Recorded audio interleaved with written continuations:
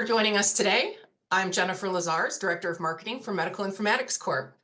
We're thrilled to bring you the first episode of Sickbay Sessions, where we're exploring how cutting-edge technology is revolutionizing bedside and remote patient monitoring, optimizing clinical workflows, and closing the data gap in healthcare.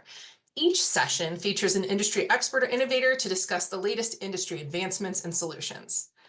Throughout the session today, if you have a question, please feel free to enter it into the Q&A window, which you can find down at the bottom of the screen. There's also a chat feature, and we'll get to your questions at the end of our conversation.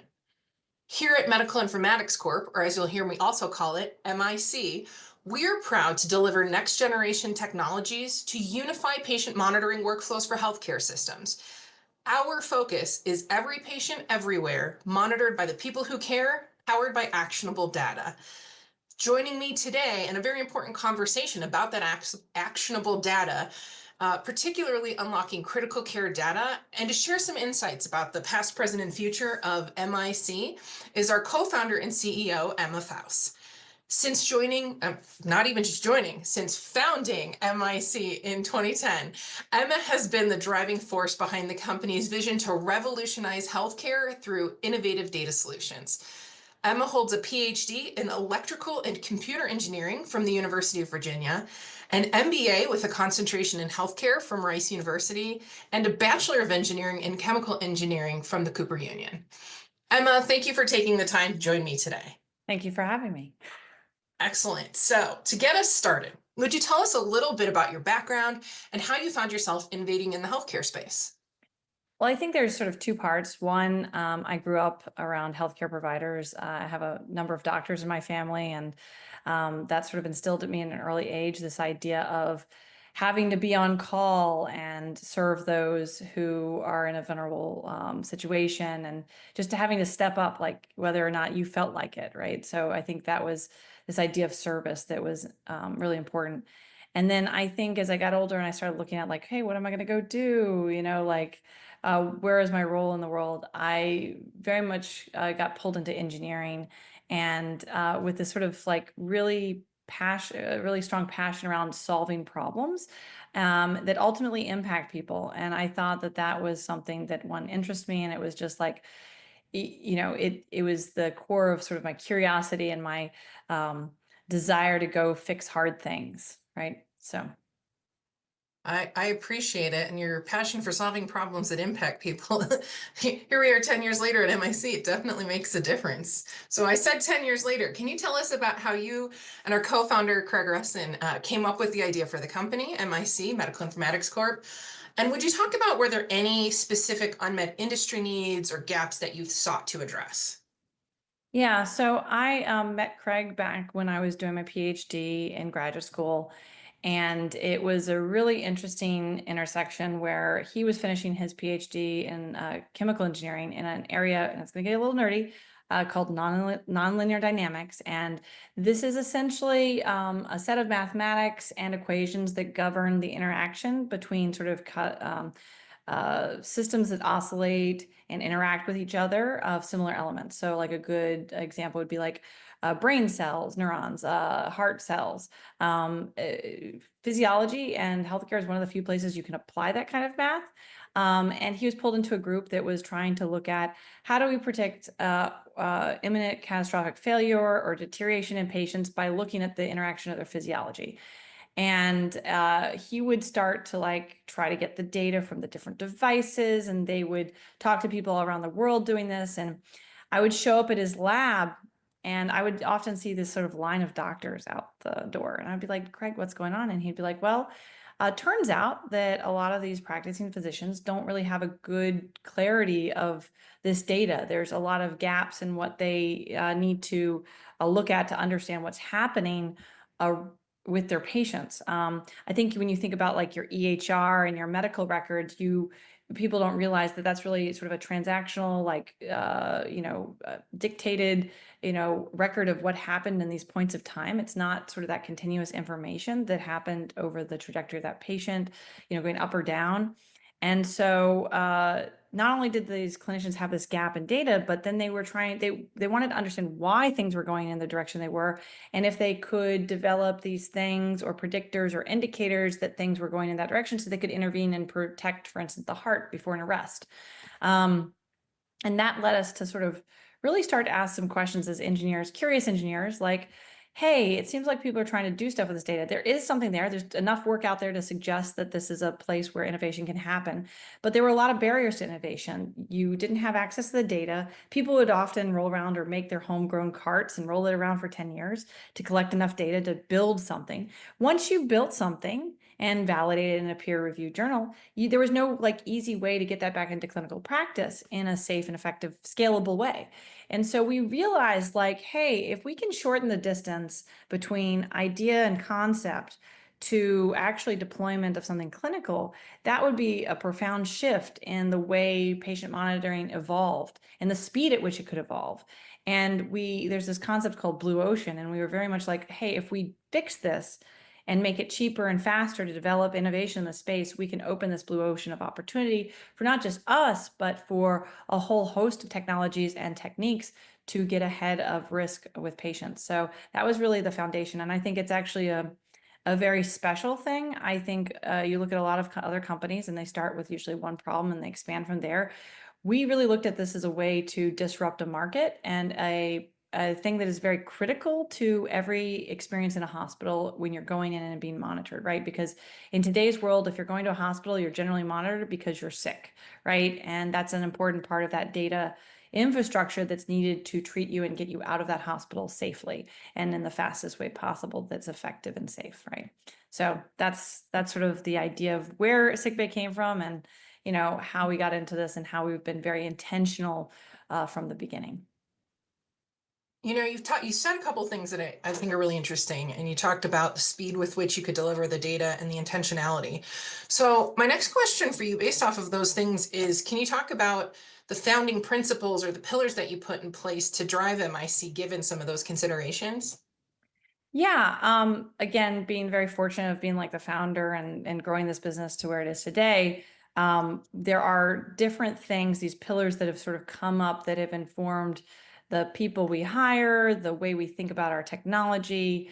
The first one that we really started with from the core, coming from like a researcher's or quality standpoint, was the concept of data and truth.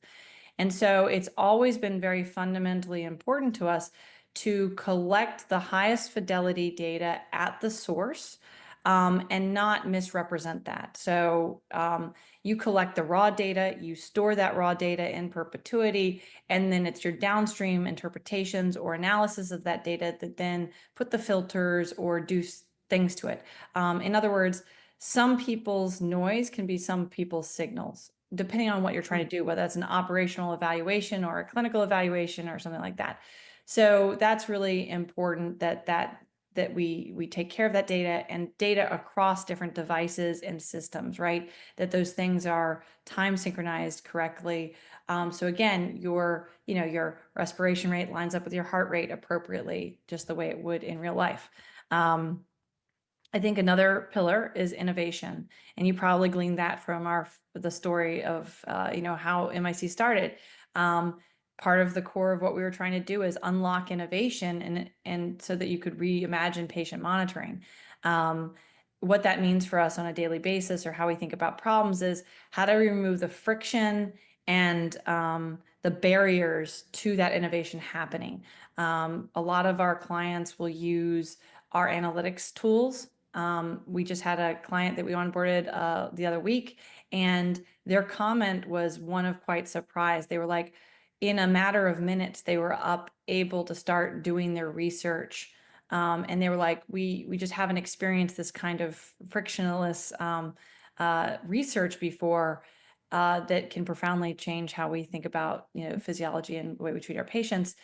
In contrast, right before, and we hear this from a lot of our other potential clients, is like, hey, I make a data request and it can take me 6 months to get that data request. And if I made that data request wrong, I have to wait another 6 months to get that. Like that's a barrier to innovation. It's a barrier to advancing the state of the art. So again, removing those barriers to innovation wherever we identify them and continuing to iterate on that. That's key to what we do. Third, usability. We have sort of another thought process here where it's like, if you make something beautiful, intuitive to use, that's the way people are going to use a product and a workflow. And so if you want compliance, if you want people to do the right thing, you make the right thing easy and intuitive. And so that is built into a lot of the ways we look at our product, removing that friction points so that people can have a seamless experience and one that's compliant and auditable and all those things that meet those sort of regulatory and legal requirements that institutions have when they look at systems and that, especially around health data. And then finally, I think the fourth pillar is mission, right? We are an intentional company, intentional culture. We couldn't do this without the amazing team we have. It's there's a true focus around service. Like, we view very much of our role as one supporting the clinicians that are on the front lines at the bedside, right? We are there to support them operating at the highest level of their license, right? And so that's really embedded into who we are and who we serve. Yeah. Well, I appreciate that MIC's focus is service driven. As an employee of the company, I think it helps us to organize and orient. It's a compass for us about who we're serving, right? We talked about every patient everywhere, monitored by people who care. With that, can you talk about where MIC is today? Like, what do you see us doing with the product Sickbay and the company? There are so many things I'm excited about, and so many things we could talk about. I think there's the things that come to mind, first and foremost, just sort of level setting, right? Going back to sort of that data concept, right? Our clients have now some of the largest physiological data sets in the world in their own infrastructures, right? We've helped collect and maintain this data for them. So that they can apply to their own, AI data lakes, that they can develop their AI model generation with this type of data that really has not been accessible before. It's at scale, or with a variety of different devices across all the care areas, right? That sort of continuity of care being carried through there. And it's also informing patient care, right? Like, it's profoundly shifting the way people are thinking about, like, filling those gaps in their everyday practice of care to remove patient risk, to get ahead of things, to improve communication across the care team. There's just this rich data set that's now easily accessible in their normal workflow is truly important. I think if we look at first that sort of academic and both academic and quality side, because you're not going to do research unless it's going to impact, like, the clinical side. That's the reason you're doing that research. But we're pushing the edge of what's possible. If you just looked at our website, you would see over 140 peer-reviewed publications. These are not all our publications. These are people using Sickbay to show what can be done. There's approaches and innovations with advanced hemodynamics monitoring, advanced neurocritical care monitoring, a lot of different ways people are using this data to sort of look at how we treat patients and understand patients better, or different physiologies better, is truly been wonderful. And they're doing it at a scale that, again, wasn't possible when you had a cart rolling around and recording things. You just weren't getting the volume or the statistical significantly cohorts that were going to move the state of the art, right? So now we're able to enable that. I think a good example of sort of, and I've talked about this before, there's this concept of a good example of research that is pushing the possible is around, like, autoregulation. While autoregulation has been an established kind of concept in academics for a while, it's this idea that your brain likes a constant blood flow. If you get too much blood, you get burst vessels. If you get too little, you can have parts of the brain die. So you like to keep that optimal blood flow. And in traumatic brain injury patients, as well as, like, cardiac bypass patients, this is something that has to be managed appropriately, or you can get more brain injury. Today, there's sort of guidelines, but what's true is that ideal target range for an individual might change over time, and it's different from me and you, right? So going to the next level of being able to monitor a patient in real time, understand their physiology, and then adjust that target range for them in real time is quite a profound shift in how you think about monitoring patients. But to do this, you effectively need time synchronized data, truthful data of like blood pressure waveforms combined with another data source, like for instance, a NIRS device waveform. Those things come together in a calculation that then present what's that ideal blood pressure you have to manage to, making it very practical to actually use as a real-time tool. And while this is not commercially available today, it is definitely something that a lot of people using Sickbay are researching, and researching for a lot of different applications too, like in a wide swath of different kinds of patients. And it's very encouraging to see, because it could truly be profound at managing these type of patients in the future. And then sort of where I wanted to land on the clinical side is that we're also seeing this sort of profound shift in the way the data is being used daily for just clinical care. We talked about usability as being one of those pillars. I want to give you an example of like where we see this, and it's very common for us to deploy Sickbay at a new unit or a new facility, and it's turned on, and within 24 hours to a few days, we're usually getting stories back about how we helped save a life, or we transformed the way they think about the care they're delivering. And example of this would be we had just turned Sickbay on in an area, an ICU, an OR situation, and a patient unfortunately coded. And traditionally what happens is, if you're moving a patient from an ICU to an OR and you discharge them from the monitor and now put them in the OR, is all that data on the monitor disappears. And so they're in the OR trying to resuscitate the patient, and they're asking, was this caused because of a cardiac issue or respiratory issue? We can't tell because we don't have the data. Now they recognized that they had just gotten sick bay, and they had just gotten sick bay training. And so they were actually actively having us on the phone and being like, can we get this for this patient? It was deleted off the monitor. How do we get it? Within under a minute, they were able within their EHR environment to navigate to sick bay and look at what happened to that patient and make a determination of how they needed to proceed based on that code event in real time. And I don't think there's many products you can sort of say that give that example, right? Where it's so user friendly that under a high stress stakes, situation with new users and a new environment, they just naturally are able to pick it up and adopt it and save a life, right? Yeah. I think that to me gets me really excited, and the continuation of stories and more stories we hear about that always invigorates us and gets us really excited. Well, you talking about the stories you hear and things like that, would you share a little bit about kind of some of the use cases of sick bay? And what I mean by use cases is not individualized, but one of the things that makes sick bay unique is there's a lot of things that it can do. You've talked about it clinically, you've talked about it research. Would you talk about what kind of remote monitoring options exist? What kind of services and data that are collected in sickbay might exist for executives or other leaders at the hospital from a historical standpoint? Would you go over kind of what does that picture look like when it comes to sickbay in the market?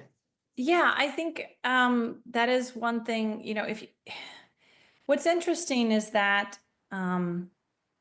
when if you're an organization like looking at patient monitoring, I think traditionally the view has been patient monitoring is about a box, and I get a box and it has a set of features, and that I checked off the monitoring sort of checklist, right? And I got Yep. my monitors, great.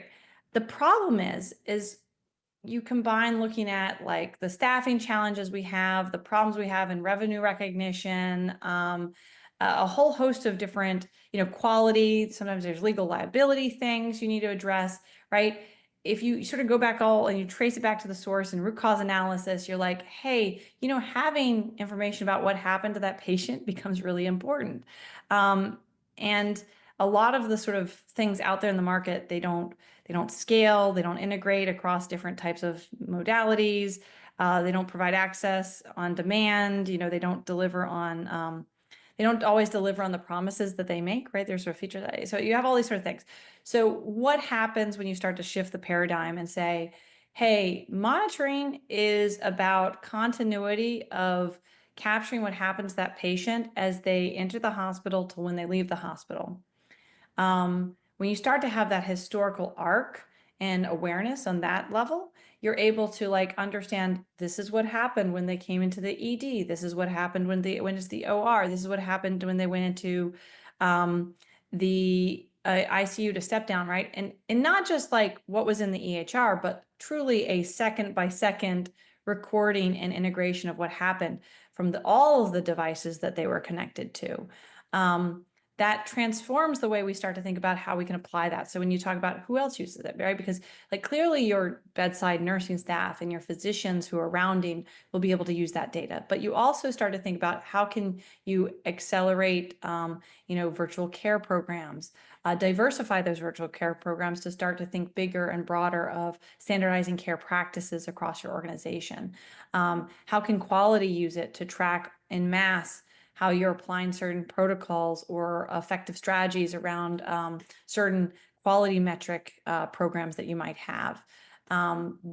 This all becomes unlocked when you start to have a foundation of in a source of truth of data second to second from that entire engagement from a client, a patient in the organization. So I think that's really important. So I think, if executives could take one thing away from this conversation, it'd be like, you need to start to rethink about patient monitoring in general, as it's not just a box problem. It's about creating a core set of foundational technologies and integrations in your organization and a platform for you to build off of and address issues you have from, again, rev cycle to clinical ops applications for the clinical staff to dealing with your quality initiatives as well. To research in AI, right? There's a good. Yeah. I do think there is one other thing. I do want to expand on this a little bit, which is the going of where monitoring is going, right? Because I think, again, going away from the box concept, we need to start thinking about and expanding that definition of what monitoring is. It includes your EHR workflow and your labs and your labs and the medications and the things you're doing to that patient. It includes all the devices that are connected to them. It includes the video systems you might be, you starting to integrate into your workflows, right? That allow that two-way communication with both the patient, their family, and the care teams in the room. And it includes also the AI and the risk scoring analytics that you want to use to monitor and maintain a certain expectation around risk across your organization at scale. So again, broaden that idea of what monitoring actually becomes. Something you just said, I think is a really, I want to tie back to, and I want to tie it back to one or two of the pillars you talked about. You've mentioned thinking patient monitoring literally outside the box, outside of adding another device, right? You've talked about patient monitoring and scalability and different use cases kind of across an entire hospital system. What can you tell me that executives across other hospital systems that we've worked with, existing clients, what has been their feedback with regard to, the Sickbay and Medical Informatics Corp model? I mean, we've been around for 10 years. There's got to be a little bit of feedback that they've given you about not only what are we doing, but where do they think we could be going to? No, I think that's an interesting question. We have a lot of strong executive support at our sites, and I think there's a few things that sort of probably stand out from comments that I'm very proud of. Like, again, we take a lot of pride in coming from this sort of strong technical background where we build things that work and we deliver on our promises. So we will often get the response of, hey, out of all my clinical applications, you guys are my favorite because you're always responsive. If there ever is any issue, you're right there with us to help us through. And it's just reliable. You do what you say you're going to do and you deliver, and you continue to evolve and meet us where we need to be. I think that's really amazing. And for me, it's like, as an engineer, I'm like actually surprised that's abnormal. Like that people have to suffer through like bad experiences with things, but it is so critical when you start talking about feeling the confidence to empower your care teams to actually build a foundation that you can rely on, not just now, but as you build things in the future and extend those capabilities, which is going to be even more important at continuing with the sort of staffing problems that we're seeing. I think the other thing you would find is that that we are also pressing and always getting institutions to question, what monitoring of the future could be, right? Like I think we've challenged those traditional models a little bit, and worked with our organizations to push for greater integrations across the different monitoring modalities. So it's about making monitoring seamless integration into the EHR and seamless integration of those analytics so that the right alerts are going to the right people. There's a lot of complexity in this, and we make it look very simple, but it is not. This is not a simple problem in terms of approaching, and it's something that I'm proud that we've been able to simplify for our clients in a way that's something that's an evolution that they can evolve over time.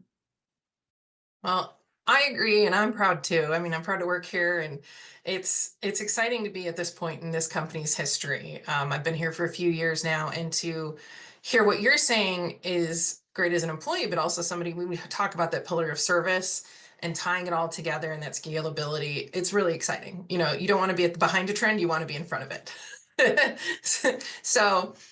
With that, I want to thank you for taking the time out of your busy schedule today to join us. And I want to thank those of you who've been putting questions in the chat. If you have to scoot, I'm going to let you know we're going to answer these questions. This recording will be available if you've registered on demand.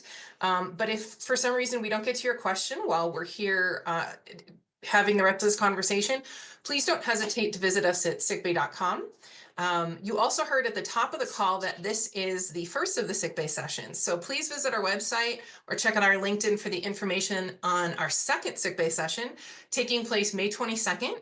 It is titled Patient Monitoring Data is Actionable Data, Saving Lives Bit by Bit. So really continuing the trend about what is that data going to do for you and your hospital system. So we're going to take some time right now to answer some questions and we'll go from there. So thank you so much.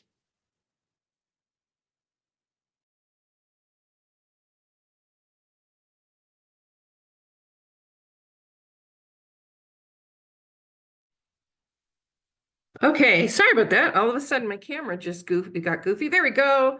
Excellent. Emma, thank you so much for everything we've been talking about. Let's kick off with our first question. How did you gain the trust of early adopters of Sickbay? It's new technology. There's a lot of startups right now in the industry, and I know we've been around 10 years, but 10 years ago, how did you get that initial buy-in? Oh, wow, that's going back a while. It is interesting when you're a small company and you're trying to engage these large organizations that are dealing with, behemoth vendors. They're trying to engage and be innovative. There's a few different parts of that, right? And in our case, we were lucky enough to be given a chance to sort of do a bake-off. So we were being put up against some of the big industry players with a particular problem set that a hospital system had. And I think the thing that stood out was that we just executed. So we met the customer where they were, and we delivered on what we said we were going to deliver. And it turns out the bigger player that we were competing against actually kind of fell flat. So we got the attention of that organization in a sort of a really meaningful way. And we were able to expand that relationship out to do bigger and better things with where the product was developing and going. And that just enabled trust. So I think it does take trust on both sides, and you need to be able to be open and flexible to work with smaller vendors. But I think if you meet them where they are and they can meet you where you are, and you can collaborate together and keep those lines of open communication, and then that team that you're working with is executing, that is a good sign that you can continue to innovate with them. And I think to what you were saying, that actually really relates to this other question we got here. You're talking about the bake-off and that level of trust and communication. So with that, how did you validate the direction the company was taking? So a lot of our design principles or build principles have always been about being close to the problem and the users. I think, sometimes people design things in the abstract. We were sort of the entrepreneurial mindset of minimum viable product, listen and interview and talk to your users, understand their problems, and then get that feedback. So while we didn't necessarily have the resources early on to have a lot of like clinical people on our team, we were embedded in our partner organizations, talking to the users, talking to the different layers of stakeholders that were involved in any particular problem set. And we really were able to then synthesize those perspectives in terms of creating a set of requirements, a set of goals and objectives for our initial, solutions that we were offering. And I think that's really still important for us today. I mean, I think you see this if you're one of our customers, there's this sort of constant desire on our end to engage with people at the front lines and continue to filter that feedback back. And it is actually something we've scaled very successfully as we've grown the business. So when we're doing our roadmap, we're not doing it independently of our customers. We are actually actively seeking participation from different stakeholders in those organizations to then drive how we're prioritizing what's needed for our existing products and for future products. I think you actually just did a 2-for-1 deal, because our next question is, how did the company align on early product direction? And I think you're hitting on that. Am I correct that you're talking about it's the interaction with the customer? Yeah, I do think there is something special that we do in addition to just listening to feedback, though, that's a little bit different than what I've seen elsewhere, which is when we design solutions or workflows, we're typically trying to gather those requirements, abstract them, and then build a generalized solution. Why is that important? Because if I too narrowly scope a build or a feature set on 1 or 2 voices, then I'm not able to capture the full breadth of the capability of what we're actually offering. So I think, especially if you look at any of our core, applications that get used, like Sickbay, any of the analytics or different views that get put onto like Patmon or something like that, the reason why we can do that quickly, the reason why we can deploy such various different workflows and augment different things for different user groups is because we've built that infrastructure in a way that is scalable, and we've thought about those core features that need to be extended into these different areas. I don't know if that's 100%, like if everybody captures that idea entirely, but it is something I think we take a lot of pride in, that we're building not just one-offs, but we're building scalable infrastructure that allows us to grow and build on. Well, and I think I don't see any additional questions, so I want to tie this back to our mission vision, which is we're creating something that's for every patient everywhere, monitored by people who care, powered by actionable data. And I think you've really talked a lot today about how we're doing that. And I want to just remind everybody, May 22nd, we're going to talk about the next steps for that data and what it can do for you. This video, again, just a reminder, we're going to have this on demand, so tell your friends. And I really appreciate everybody taking the time today to listen to where we've come from. And I look forward to seeing you in our next one. And Emma, thank you again. I hope you have a wonderful afternoon, everybody. Thanks for having me.